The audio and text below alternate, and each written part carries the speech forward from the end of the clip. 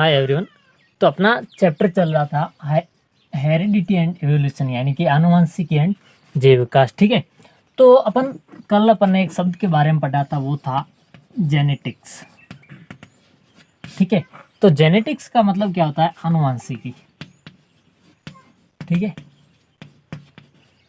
और ये जो जेनेटिक्स शब्द है, यानी कि जो वर्ड है, ये सबसे पहले प्रयोग किया था बैटसन ने। ठीक है, जो बैटसन थे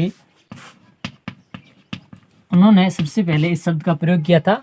और जो जीन होता है, यानी कि जो जेनेटिक्स है, ये शब्द मेन या कहाँ से लिया गया है? वो लिया गया है जीन से। ठीक है, यानी कि जो जेनेटिक्स शब्द है वो यहाँ से उठाया गया, कहाँ से? जीन वर्ड से। ठीक है, और जो जीन वर्ड है वो है ग्रीक लैंग्वेज का, यानी कि जो अपनी ग्रीक भाषा है उसका जो जीन शब्द है उससे जेनेटिक्स बनाया गया है। ठीक है, अब अपन बात करते हैं यहाँ पे जेनेटिक्स की, आनुवंशिकी की। कल अपन ने बात की थी कि कोई भी ऐसे कैरेक्टर या जो ऐसे लक्षण जो एक जनरेशन से दूसरी जनरेशन में ट्रांसमिशन होते हैं, यानी कि एक पीढ़ी से दूसरी पीढ़ी में जाते हैं, तो वो उन्हें अपन वंशागत लक्षण या आनुवंशिक लक्षण कहते हैं। और इसको अपन क्या कहेंगे? आनुवंशिकी कहेंगे। यानी कि एक पीढ़ी से दूसरी पीढ़ी में लक्षणों का जाना या ट्रांसमिशन होना क्या कहलाता है? आनुवंशिकी कहलाता है। ठीक है, जेनेटिक्स कहलाता है। अब अपन यहाँ पे बात करेंगे फादर ऑफ जेनेटिक्स, यानी कि फादर ऑफ जेनेटिक्स, यानी कि आनुवंशिकी के जनक। यानी कि आनुवंशिकी की सबसे पहले ब्रीफ में जानकारी किसने दी थी? वो दी थी ग्रेगर जॉन मेंडल ने। Gregor John Mendel.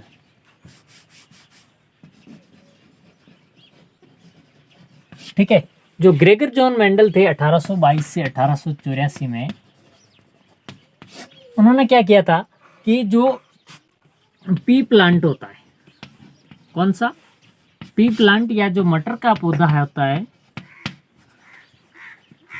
जो मटर होता है उसके पौधे पर उन्होंने अपने आनुवंशिकी के प्रयोग किए। यानी कि उनके जो लक्षण होते हैं एक पीढ़ी से दूसरी पीढ़ी में किस प्रकार से संचरित होते हैं, या उन लक्षणों का आगे कैसे अपन के स्थानांतरण होता है, उसके बारे में पूरी जानकारी अब उन्होंने दी थी। किसने? जीएच मेंडल या ग्रेगर जोहन मेंडल ने। ठीक है, आपको मैंने बताया था कि जो मेंडल थे उन्होंने पी प्लांट यूज में लिया, यानी कि जो मटर का पौधा होता है उसको यूज में लिया। ठीक है, तो उसका मटर के पौधे को यूज में लेने का उनका क्या कारण था? यानी कि अपन कहें कि उन्होंने मटर का ही पौधा क्यों चूज किया, बाकी वाले भी पौधे थे उनको इन्होंने इसके अपने प्रयोग थे वो करने के लिए यही क्यों यूज में लिया? ठीक है, तो इसको इसलिए यूज में लिया गया कि जो मटर होता है वो एक वर्षीय होता है। क्या होता है? एक वर्षीय या एनुअल होता है। ठीक है, यानी कि जो मटर होता है वो एक वर्षीय होता है, इसलिए अपन कहेंगे कि थोड़े बहुत समय में अपन उसकी कई पीढ़ियां हैं जो देख सकते हैं, यानी उसकी जो जनरेशंस होगी वो कई बार अपन देख सकते हैं। यानी कि जैसे एक वर्ष में ये मटर है जो एक वर्षीय होता है, एनुअल होता है, इस कारण से इसकी बहुत सारी पीढ़ियां अपन उसके प्रयोग के लिए, यानी कि मेंडल ने प्रयोग के लिए इसको चूज इसलिए किया कि जो मटर होता है वो एनुअल होता है या एक वर्षीय होता है, यानी कि इसको अपन इसकी जो गुण होते हैं या जो अपन कहें कि जो वंशागत लक्षण आगे ट्रांसमिशन होने की जो संभावना होगी वो कितनी होगी? बहुत ज़्यादा हो जाएगी। ठीक है, फिर अपन बात करते हैं कि जो मटर का पौधा होता है वो स्वपरागण करता है, यानी कि सेल्फ पॉलिनेशन, यानी इसमें स्वपरागण होता है, लेकिन इसको अपन कृत्रिम परागण भी करवा सकते हैं। क्या करवा सकते हैं? कृत्रिम पर परागण भी करवा सकते हैं। यानी कि जो अपना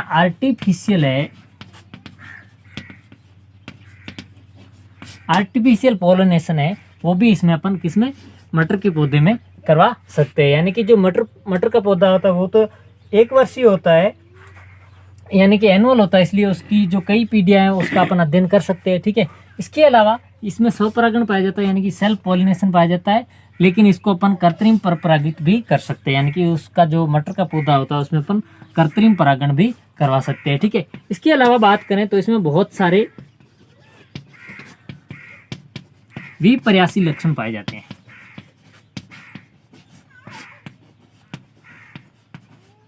विपर्यासी लक्षण पाए जाते हैं, यानी कि इसमें बहुत ही डिफरेंट कैरेक्टर भी पाए जाते हैं। ठीक है, जैसे कोई पौधा है वो लंबा होगा, कोई पौधा छोटा होगा। ठीक है, या अपन बात करें कि इसकी जो फली होगी, किसी पौधे में सिकुड़ी हुई होगी और किसी में फूली होगी। इस प्रकार से इसके बहुत सारे विपर्यासी लक्षण या डिफरेंट कैरेक्टर भी पाए जाते हैं। ठीक है, अपन ने कहा था कि मटर में बहुत सारे विपर्यासी लक्षण या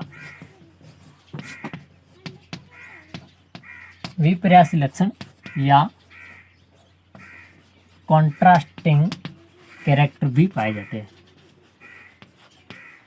ठीक है, तो अपन अब पढ़ेंगे इन कॉन्ट्रास्टिंग कैरेक्टर के बारे में, यानी कि जो विपर्यासी लक्षण पाए जाते हैं वो कौन कौन से होते हैं। ठीक है, तो इसमें 7 प्रकार के विपर्यासी लक्षण पाए जाते हैं, जो कि अपन यहाँ पे लिख देते हैं सीरियल नंबर, यानी कि क्रम संख्या। ठीक है, और यहाँ पे अपन लिख देते हैं कॉन्ट्रास्टिंग कैरेक्टर, यानी कि विपर्यासी लक्षण। ठीक है, फिर अपन यहाँ पे कहेंगे प्रभावी लक्षण, यानी कि डोमिनेंट।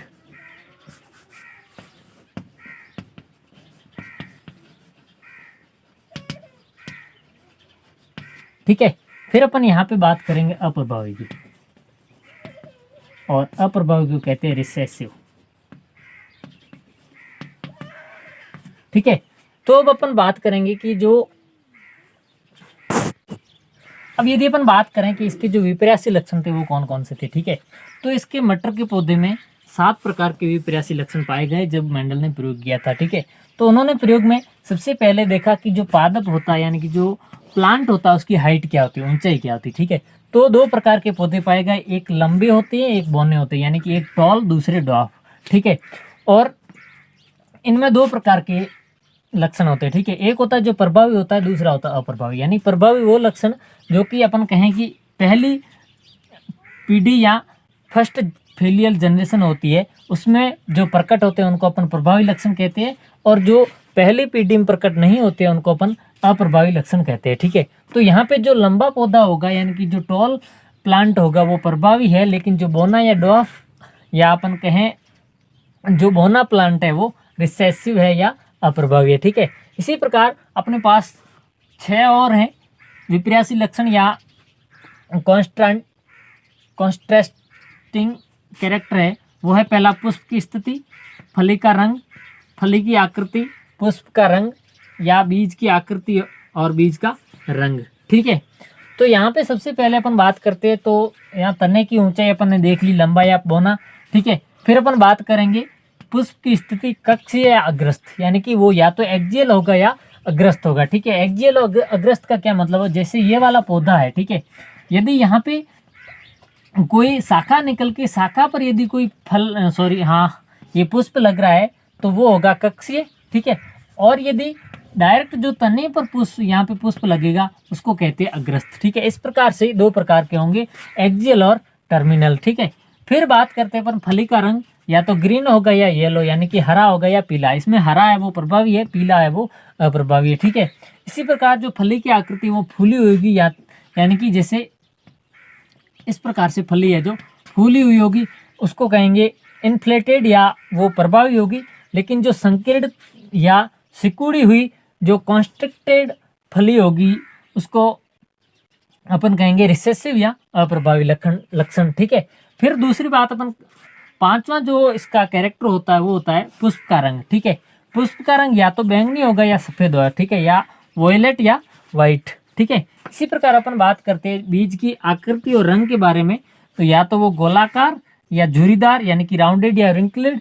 ठीक है, और इनमें जो गोलाकार होंगे वो प्रभावी होंगे, और जो झुर्रीदार या रिंकल्ड होंगे वो अप्रभावी या रिसेसिव होंगे। ठीक है, अब जो पीला रंग होता है बीज का वो होता है प्रभावी, और जो हरा रंग या ग्रीन कलर होगा वो होगा रिसेसिव या अप्रभावी। ठीक है, अब मेंडल ने क्या किया था कि कोई भी लक्षण लिए, यानी कि उनके जो कैरेक्टर थे, कॉन्स्ट्रक्टिंग जो कैरेक्टर थे, उनको लेकर आपस में क्रॉस करवाया।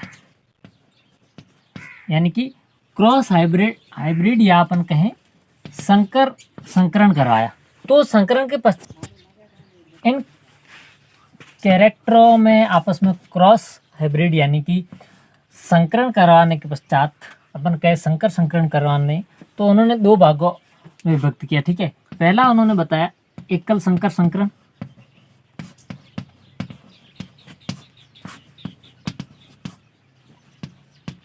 या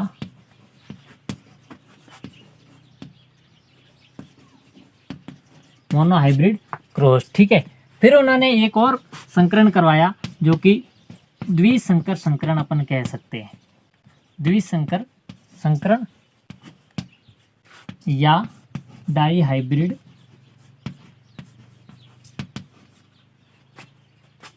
क्रॉस। ठीक है, तो यहाँ पे आपको मैं बता दूं कि एकल संकर संकरण और द्विसंकर संकरण में क्या अंतर होता है। तो जो एकल संकर संकरण होता है यानी कि जो मोनो हाइब्रिड क्रॉस होता है, वहाँ पे आप जो कैरेक्टर होता है यानी कि जो विपर्यासी लक्षण होते हैं उनका सिर्फ एक ही विपर्यासी लक्षण यूज में लिया जाता है। यानी कि जो कॉन्ट्रास्टिंग लक्षण हो, कॉन्ट्रास्टिंग कैरेक्टर है, वो आपको सिर्फ एक पेयर लेना पड़ेगा, यानी कि एक जोड़ा ही लेंगे। ठीक है, और जो द्विसंकर संकरण या डाई हाइब्रिड जो क्रॉस होता है, वहाँ पे आप क्या करते हो, दो लक्षण यानी कि दो विपर्यासी लक्षणों का या अपन कहें दो पेयर है जो कॉन्ट्रास्टिंग कैरेक्टर आप लेते हो। यानी कि यहाँ पे जो एकल संकर संकरण है वहाँ पे एक युग्म लेंगे अपन, एक युग्म विपर्यासी लक्षण, लेकिन जो द्विसंकर संकरण होगा उसमें दो युग्म विपर्यासी लक्षणों का अपन प्रयोग करेंगे। ठीक है, अब यदि अपन बात करें एकल संकर संकरण की,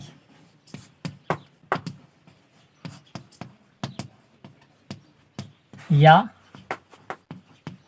मोनो हाइब्रिड क्रॉस की, तो यहाँ पे आपने बोला था कि अपन यहाँ पे सिर्फ और सिर्फ वन पेयर कॉन्ट्रास्टिंग जो कैरेक्टर है उनका लेंगे, यानी कि एक युग्म है जो विपर्यासी लक्षणों का लेंगे। ठीक है, जैसे यहाँ पे अपन बात करते हैं, पहले अपन ले लेते हैं पादप जो है उसकी ऊंचाई वाला। ठीक है, तो आपने देखा था कि जो पादप की ऊंचाई है उसके जो जनक है वो अपने पास दो प्रकार के थे। ठीक है, एक तो था वो थे लंबे पौधे यानी कि टॉल, ठीक है, और दूसरे थे वो थे बौने पौधे यानी कि ड्वार्फ। ठीक है, अब अपन क्या करवाएंगे, इन दोनों में क्रॉस करवाएंगे, यानी कि अपन कहें इसमें संकरण करवाएंगे। जब अपन इन दोनों के बीच संकरण करवाते हैं तो जो ये वाले हैं यानी कि लंबे और बौने पौधे, इनको अपन कहेंगे पेरेंट्स या जनक। ठीक है, यानी कि ये अपने हो गए पी यानी जनक। ठीक है, और जो लंबे और बौने हैं यानी कि इनको अपन कहेंगे लक्षण प्रारूपी। अपन क्या कहेंगे इनको, लक्षण प्रारूपी। ठीक है, लक्षण प्रारूप या फिनोटाइप। अब आप पूछोगे कि फिनोटाइप क्या होता है, तो फिनोटाइप यानी कि ऐसे लक्षण जो अपन को बाह्य रूप से दिख रहे हैं, जैसे पौधे की जो ऊंचाई है वो अपने को दिखेगी कि पौधा लंबा है या बौना है। ठीक है, तो जो बाह्य रूप से दिखते हैं उनको अपन कहते हैं लक्षण प्रारूप या फिनोटाइप। ठीक है, लेकिन जो लंबे और बौने पौधे हैं उनको अपन, लंबे पौधों को अपन कैपिटल टी से दर्शाते। ठीक है, यानी कि टी, और जो बौने पौधे हैं इनको अपन स्मॉल टी से दर्शाते। ठीक है, और जो ये वाले टी और ये टी है इन दोनों को अपन कहते हैं जीनोटाइप। क्या कहेंगे, जीनोटाइप या जीन प्रारूप।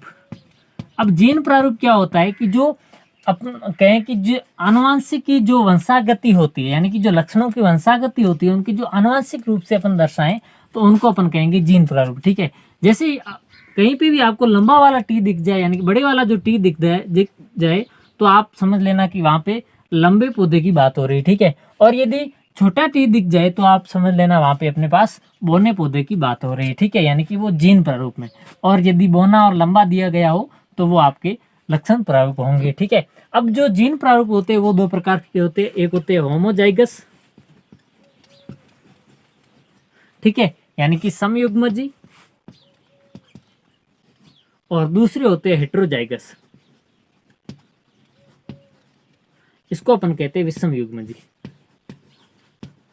ठीक है, अब समयुग्मजी और विषम युग्मजी क्या होते हैं? जैसे ये वाले दोनों टी है जो समान है, इसलिए ये हो गए समयुग्मजी। यदि एक बड़ा टी हो और एक छोटा टी हो, यानी कि एक स्मॉल और एक कैपिटल हो, तो उसको अपन कहेंगे हेटेरोजाइगस या विषम युग्मजी। ठीक है, आपने कहा कि लंबा और बौना दोनों पेरेंट है। ठीक है, और इसकी जीनोटाइप ये है और फिनोटाइप ये है। ठीक है, अब अपन बात करेंगे कि इनमें से गैमेट कैसे बनेंगे, यानी कि जो युग्मक है वो किस प्रकार से बनेंगे। ठीक है, यहाँ पे आप देखते हैं युग्मक दोनों में समान रूप से विभाजित होंगे, यानी कि ये टी एक अलग जाएगा और एक टी अलग जाएगा। अपन कह सकते हैं यहाँ पे युग्मक है वो एक ही प्रकार के बनेंगे, वो बनेंगे बड़े वाले टी। ठीक है, अब यदि अपन बोने वाले की बात करें तो बोने वाले में एक स्मॉल टी दूसरा स्मॉल टी दोनों है जो युग्मक इस प्रकार से बनेंगे। अब दोनों युग्मक एक समान है तो अपन इसको वन यानी कि एक ही टी लिख देते हैं। ठीक है, तो अपने पास दो युग्मक हो गए, एक बड़ा वाला स्मॉल टी और एक कैपिटल टी। ठीक है, अब अपन क्या करवाते हैं, इनमें क्रॉस करवाते हैं। ठीक है, तो आप देखते हैं कि दोनों जब ऐड होंगे तो इस प्रकार से ये वाली नई स्पीसीज बनाएंगे जो कि हेटेरोजाइगस है। हेटेरोजाइगस यानी कि ये कैसे है, विषम युग्मजी। यानी आपने कहा था कि जो जीनोटाइप है यदि वो दोनों समान नहीं हो तो उसको अपन हेटेरोजाइगस कहेंगे, यानी कि विषम युग्मजी कहेंगे। अर्थात ये पौधे लंबे तो है लेकिन कैसे है, विषम युग्मजी लंबे है। और जो ये वाली पीढ़ी है इसको अपन कहेंगे F1 या फर्स्ट फिलियल जनरेशन। ठीक है, यानी ये वाली जो पीढ़ी है ये अपनी है फर्स्ट फिलियल जनरेशन। ठीक है, अब अपन क्या करवाएंगे कि जो फर्स्ट फिलियल जनरेशन आई इसकी यदि अपन बात करें तो आप देखते हैं कि सभी जो पौधे हैं वो कैसे होंगे, लंबे होंगे, लेकिन कैसे होंगे, विषम युग्मजी लंबे होंगे। ठीक है, अब अपन क्या करवाते हैं, जो अपनी F1 पीढ़ी आई उसका स्वपरागण करवा देते हैं, यानी कि F1 को ही F1 से परागित करवा देते हैं। यानी कि जो अपने पास F1 वाली संतति आई, यानी कि जो ये प्रोडक्ट आया, जो अपनी बात कर रहे हैं, जो अपन कहें कि जो संतति पीढ़ी आई उस संतति पीढ़ी का उसी से परागण यानी पॉलिनेशन करवा देते हैं। ठीक है, जब अपन इसका इसी से क्रॉस करवाएंगे तो आप देखते हैं कि यानी अपने पास एक तो ये वाली पीढ़ी F1, दूसरी ये वाली। ठीक है, अब अपन क्या करवाएंगे, इसमें क्रॉस करवाएंगे। क्रॉस करवाने तो ये वाले अपने हैं पेरेंटल। ठीक है, अब अपन इसमें से गैमेट निकालेंगे तो गैमेट आएंगे, इसकी दो आएंगे, एक स्मॉल टी एक कैपिटल टी। ठीक है, यहाँ पे भी दो होंगे, एक कैपिटल टी और एक स्मॉल टी। ठीक है, अब ये दोनों आपस में इस प्रकार से क्रॉस करेंगे। ठीक है, ये यहाँ पे और ये यहाँ पे, कुल मिला के ये बना कैपिटल टी और ये बन गया कैपिटल टी और स्मॉल टी।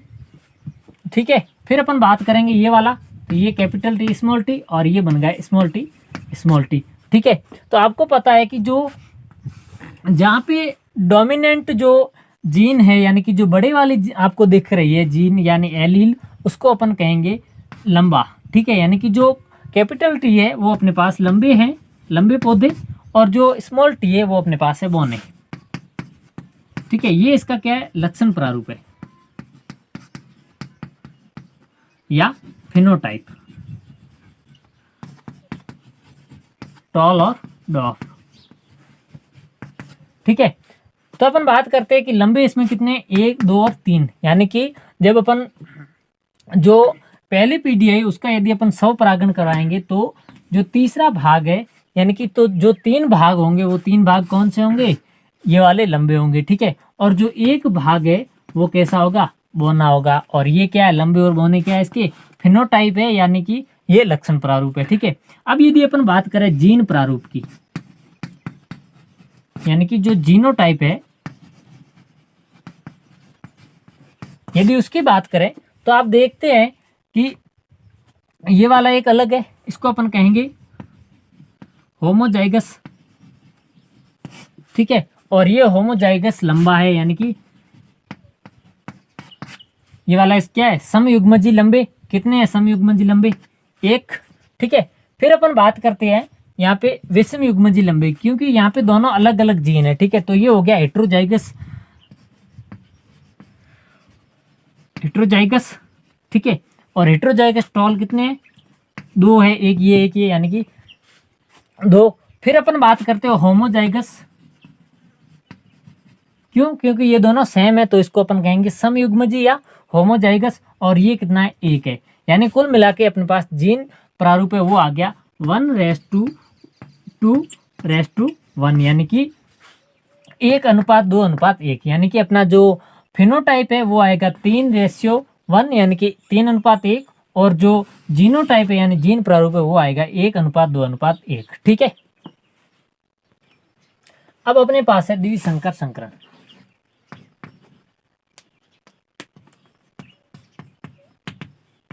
द्विसंकर संकरण या अपन कहें डाई हाइब्रिड क्रॉस। ठीक है। तो जो डाई हाइब्रिड क्रॉस या द्विसंकर संकरण है उसमें आपने कहा था कि यहाँ पे अपन 2 युग्म यानी कि 2 पेयर वो कॉन्ट्रास्टिंग कैरेक्टर या अपन कहें विपर्यासी लक्षणों के कितने लेंगे? 2 युग्म लेंगे। ठीक है। जैसे अपन यहाँ पे बात करते हैं कि एक तो ले लेते हैं जो बीज की आकृति है वो गोलाकार, ठीक है, यानी कि गोल, और दूसरी है झुर्रीदार। ठीक है। और इसी के साथ अपन ले लेते हैं जो बीज का रंग है वो है पीला और हरा। ठीक है। यानी कि ये अपने क्या हो गए? गोल, पीला और झुर्रीदार हरा। ये एक कैरेक्टर ये दोनों है, यानी कि एक युग्म, ये दूसरा युग्म। तो अपन यहाँ पे 2 युग्मों का आपस में यदि क्रॉस करवाएं तो उसको अपन कहेंगे द्विसंकर संकरण। ठीक है। तो ये हो गया अपनी जनक पीढ़ी यानी कि पेरेंटल, और ये गोल राउंडेड। ठीक है। इसका जो अपन कहें जीनोटाइप है वो होगा RR। ठीक है, कैपिटल, और जो पीले का होगा वो होगा कैपिटल YY। ठीक है। और यदि अपन बात करें झुर्रीदार यानी कि व्रिंकल, उसकी होगी स्मॉल r, और जो हरा या ग्रीन है उसका होगा स्मॉल y। तो ये हो गया इसका जीनोटाइप, और ये कैसे है? समयुग्मजी या होमोजाइगस है। ठीक है। अब अपन बात करते हैं यहाँ पे इसके गैमेट्स की। तो यहाँ पे जो गैमेट्स बनेंगे वो इसका R का एक बनेगा, R, दोनों R सेम है तो एक ही गैमेट बनेगा, और Y का भी एक बनेगा। ठीक है। और यहाँ पे स्मॉल r का एक गैमेट और स्मॉल y का एक गैमेट। ठीक है। अब अपन क्या करवाते हैं? इनमें आपस में क्रॉस करवाते हैं। ठीक है। और क्रॉस करवाने पर जो पीडी प्राप्त होती है उसको अपन कहेंगे F1 पीडी, यानी कि फिलियल फर्स्ट जनरेशन। ठीक है। तो यहाँ पे आप देखते हैं यदि अपन क्रॉस करवाएं तो पहला इसके साथ क्रॉस होगा। ठीक है। और फिर ये इसके साथ क्रॉस होगा। कुल मिला के अपन तीनों को यदि ऐसे ही क्रॉस करवाएं तो इसकी जो पहली पीढ़ी प्राप्त होगी तो RR और YY प्राप्त होगी, यानी कि सब जो पीढ़ियां हैं वो इस प्रकार की प्राप्त होगी, जिनमें जो गोल और पीला है वो किस में होंगे? विषम युग्मजी अवस्था में होंगे, यानी कि वो विषम युग्मजी या अपन कहें हेट्रोजाइगस स्टेज में होंगे, और जो सभी पौधे होंगे वो गोल और पीले बीज युक्त होंगे। और इसका जो जीनोटाइप होगा वो होगा capital R, small r, capital Y और स्मॉल y। ठीक है। अब यदि अपन इसका F1 के साथ, यानी कि जो F1 प्राप्त हुई उसी के साथ अपन परागण या पॉलिनेशन करवा दे तो उसको अपन कहेंगे सेल्फ पॉलिनेशन। ठीक है, या अपन कहें स्वपरागण। ठीक है। जब अपन स्वपरागण करवाते हैं तो आपको स्वपरागण करवाने से पहले आपको वहां पे क्या करवाने पड़ेंगे? गैमेट बनाने पड़ेंगे। ठीक है। तो गैमेट बनाने के लिए अपन क्या करेंगे? इसको पहले इसके साथ, यानी कि जो कैपिटल R है उसको कैपिटल Y के साथ, तो ये अपना पहला गैमेट बन गया RY। ठीक है। फिर अपन इसी R को स्मॉल y के साथ, तो दूसरा गैमेट बन गया कैपिटल R और स्मॉल y। ठीक है। फिर दूसरा और तीसरा यदि अपन गैमेट बनाना चाहें तो स्मॉल r का कैपिटल Y के साथ, यानी कि स्मॉल r और कैपिटल Y। ठीक है। और जो चौथा और अंतिम है उसको स्मॉल r और स्मॉल y के साथ, यानी कि स्मॉल r स्मॉल y। तो ये 4 है अपने गैमेट प्राप्त हो गए, जो अपन क्या करेंगे जब F1 का F1 के साथ सेल्फ पॉलिनेशन करवाएंगे। ठीक है। तो आपने देखा था कि अपनी जो पहली पीढ़ी थी वो सभी पीले और गोल पौधे प्राप्त हुए। ठीक है। यानी कि जो उनके बीज थे वो पीले और गोल प्राप्त हुए। ठीक है। और लेकिन वो किस में अवस्था में थे? विषम युग्मजी या हेट्रोजाइगस स्टेज में थे। ठीक है। और यदि अपन वहां पे गैमेट्स अपन ने देखे थे तो गैमेट्स कैसे बने थे? RY, ठीक है, R स्मॉल y, फिर capital R sorry small R, capital Y, small R और स्मॉल वाई, ठीक है। ये 4 अपने गैमेट बने थे। तो अब अपन क्या करवाएंगे, इनका आपस में सेल्फ पॉलिनेशन या अपन कहें स्व परागण करवाएंगे। आपस में अपन इसका सेल्फ पॉलिनेशन करवाते। तो आप यहाँ देखते हैं इन युग्मकों का आपस में यदि स्व परागण करवाएं तो यहाँ पे क्या होगा, small R sorry capital R capital R capital Y, ठीक है। और यहाँ पे हो जाएगा capital R capital Y small Y, ठीक है। और आगे यदि अपन देखते हैं तो कैपिटल आर कैपिटल वाई, ठीक है। और इसी प्रकार आगे जब देखते हैं तो कैपिटल आर कैपिटल वाई और स्मॉल वाई, ठीक है। तो ये होगी पहली पंक्ति जहाँ पे अपन ने सेल्फ पॉलिनेशन या स्व परागण करवाया। इसी प्रकार जब अपन आगे इसका स्व परागण करवाते तो ये हो जाएगा capital R capital Y small Y, ठीक है। इसी प्रकार ये वाले अपन इसमें स्व परागण यानी कि इसको आपस में गुणा करवाना, तो ये हो गया कैपिटल आर कैपिटल आई, दोनों स्मॉल वाई है स्मॉल वाई, ठीक है। फिर अपन बात करते हैं ये वाला, तो capital R capital Y small Y, ठीक है। फिर आ जाएगा कैपिटल आर और capital Y sorry small Y, ठीक है। आगे अपन बात करेंगे तो यहाँ पे देखते हैं आप कैपिटल आर कैपिटल वाई, ठीक है। और यहाँ पे भी capital R capital Y small Y, यहाँ पे हो जाएगा capital R capital Y small Y, और यहाँ पे कैपिटल आर स्मॉल वाई, ठीक है। और यहाँ पे आगे देखते हैं आप स्मॉल आर कैपिटल वाई, और ये हो जाएगा small R capital Y small Y, और ये हो जाएगा capital R sorry small R capital Y small Y, और ये हो जाएगा कैपिटल सॉरी स्मॉल वाई और स्मॉल आर, ठीक है। तो ये हो जाएंगे इसके अपन कहें F2PD, ठीक है। यानी कि ये क्या है, F2PD है, ठीक है। तो F2PD में आप देखते हैं कि कितने प्रकार की संतति प्राप्त होती है, 16 प्रकार की, ठीक है। अपने पास कितने जनक थे, जो जनक के गैमेट्स थे वो थे 4, ठीक है। चारों ने आपस में 4 के साथ है जो सेल्फ पॉलिनेशन किया, मतलब इन चारों का आपस में गुणा हुआ, तो कुल मिला के अपने पास कितनी संतति प्राप्त होगी, 16 संततियां, या अपन कहें जो F2PD है उसमें 16 पौधे नए प्रकार के प्राप्त होंगे, ठीक है। अब यदि आप बात करें इसका पहले फिनोटाइप की बात कर लेते हैं, यानी कि यदि लक्षण प्रारूप की बात करें तो लक्षण प्रारूप की बात करें तो उसमें आप सबसे पहले क्या है कि जो अपने पास कितने पौधे थे, 2 थे, एक लाल गोल था यानी गोल और पीला, और दूसरा था हरा और झुर्रीदार, ठीक है। तो पहले अपने ये वाला लेते हैं, तो ये वाला क्या है, आर यानी कि गोल है, वाई यानी कि दोनों कैपिटल है, इसका मतलब ये कैसे है, गोल और पीला, ठीक है। तो ये हो जाएगा गोल पीला। तो आप यहाँ पे देखना कि जो गोल पीला यानी कि जिसमें कैपिटल आर और कैपिटल वाई है वो सभी गोल और पीले है, ठीक है। तो यहाँ पे आप देखना इस पंक्ति में कितने, 1 2 3 4, ठीक है। तो 4 यहाँ पे ये हो गई। फिर इसमें देखना 5 यहाँ पे ये नहीं है, और ये हो जाएगा 6 यहाँ पे नहीं है, यहाँ पे 7, ये 8 यहाँ पे नहीं है, यहाँ पे नहीं है, यहाँ पे 9 यहाँ पे नहीं है, यहाँ पे नहीं है, यहाँ पे नहीं है, यानी कुल मिला के गोल और पीले कितने हो गए, 9, ठीक है। फिर अपन बात करते हैं गोल और हरे की, ठीक है। तो गोल और हरे यानी कि जो इसका जीनोटाइप है वो हो जाएगा, एक तो कैपिटल आर होना चाहिए और दूसरा है स्मॉल, दोनों वाई है जो स्मॉल होनी चाहिए, ठीक है। तो यहाँ पे आप देखेंगे कि ये वाली पूरी पंक्ति इसमें ऐसा कोई है ही नहीं। इस वाली पंक्ति में एक ये है गोल और हरा गोल और हरा, ठीक है। ये वाला नहीं है, ये वाला भी गोल और हरा, कितने हो गए, 2, ये वाला नहीं है, ये वाला नहीं है, ये वाला भी नहीं है, ये वाला भी नहीं है, तो ये वाला हो गया 3, यानी कि गोल और हरे कितने हो गए, 3, ठीक है। फिर अपन बात करते हैं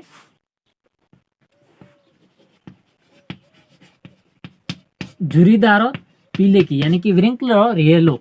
व्रिंकल और येलो का मतलब है कि आपका जो वाई है वो तो कैपिटल होना चाहिए, लेकिन जो आर है वो होना चाहिए स्मॉल, ठीक है। तो यहाँ पे देखना कि ये वाले स्मॉल आर कोई है ही नहीं, यहाँ पे स्मॉल आर वाले 1 2 3 4 है, ठीक है। चार में से आप देखते हैं कि ये वाला स्मॉल आर और कैपिटल वाई यानी कि झुर्रीदार पीला, ये भी झुर्रीदार पीला, ये भी झुर्रीदार पीला, कुल मिला के 3 है। ठीक है, फिर एक और है, वो है झुर्रीदार और हरा, यानी कि दोनों जो आर और वाई है वो स्मॉल होंगे, और वो कितना है, ये वाला सिर्फ 1 है। यानी कि अपना जो फिनोटाइप है, जो लक्षण प्रारूप है, वो आया 9:3:3:1, यानी कि 9:3:3:1। ठीक है, अब यदि अपन बात करें यहाँ पे जीन प्रारूप की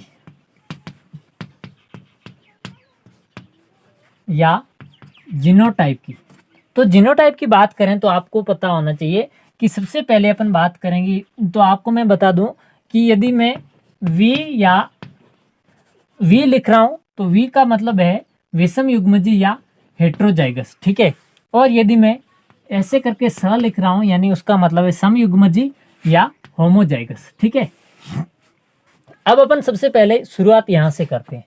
ये वाला आप देखते हैं कि ये दोनों समान है, तो ये हो जाएंगे समयुग्मजी, और ये राउंडेड और येलो। ठीक है, यानी कि गोल और पीले, ये हो जाएगा आर आर वाई वाई, और ये कितना है, 1 है। ठीक है, फिर अपन ये वाला छोड़ देते हैं, इन दोनों पे आते हैं, ये वाला। ठीक है, तो यहाँ पे आप देखते हैं ये जो दोनों आर आर है, दोनों आर कैपिटल है, यानी कि समयुग्मजी गोल। ठीक है, यानी कि होमोजाइगस राउंड। फिर है दोनों जो वाई है वो एक कैपिटल एक स्मॉल है, यानी कि ये है विषम युग्मजी, तो विषम युग्मजी पीले। ठीक है, यानी कि कैपिटल आर दोनों और एक कैपिटल वाई और एक स्मॉल वाई, ये कितने हैं, 2। ठीक है, यानी कि ये वाले ये कंप्लीट, ये हो गया, ये हो गया, ये हो गया। ठीक है, अब अपन बात करते हैं इस वाले की। ठीक है, तो ये है विषम युग्मजी यानी कि हेट्रोजाइगस राउंडेड यानी कि गोल, और होमोजाइगस यानी कि समयुग्मजी पीले। ठीक है, यानी कि ये है हेट्रोजाइगस राउंडेड और होमोजाइगस येलो। ठीक है, यानी कि capital R small R capital Y, और ये कितने हैं, एक ये रहा, दूसरा ये रहा, 2, तो ये हो जाएगा 2। ठीक है, फिर अपन बात करते हैं इस वाले की, तो ये है विषम युग्मजी गोल और विषम युग्मजी पीला, यानी कि दोनों है जो हेट्रोजाइगस है। ठीक है, तो ये हो जाएगा विषम युग्मजी गोल और पीला, यानी कि कैपिटल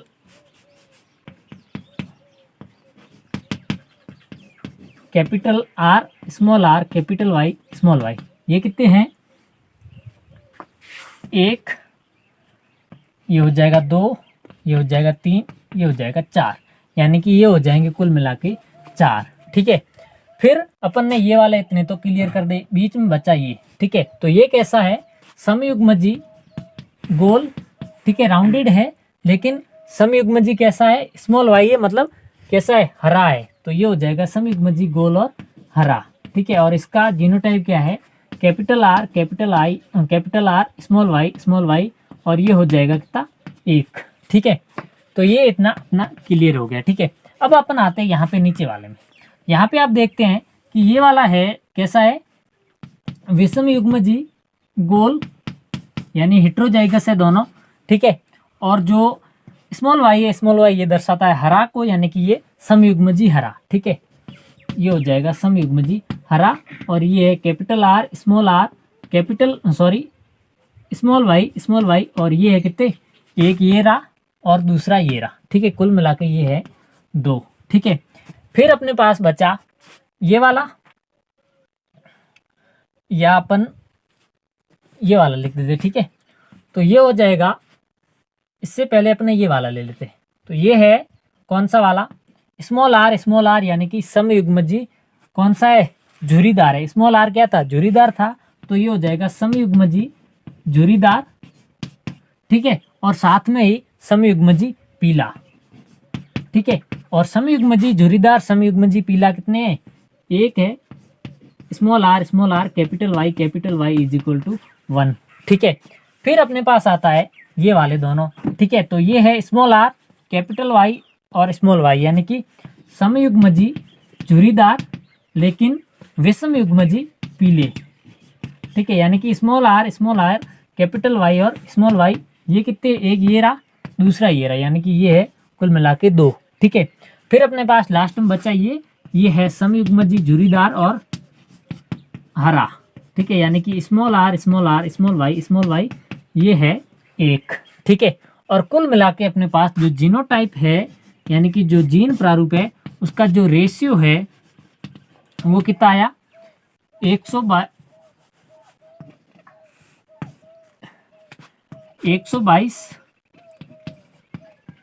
412। ठीक है, और फिर आया 121, यानी कि 1:2:2:4:1:2:1:1। तो ये है इसका अनुपात, यानी कि इसमें इस प्रकार के जीनोटाइप पाए जाएंगे। ठीक है, और कुल कितने हैं 2 और 1 3, 3 2 5, 5 4 9, 9 1 10, 10 2 12, 1 13 और 13 2 15, 1 16। कुल मिला के यहाँ पे कितनी संतति आए 16 है।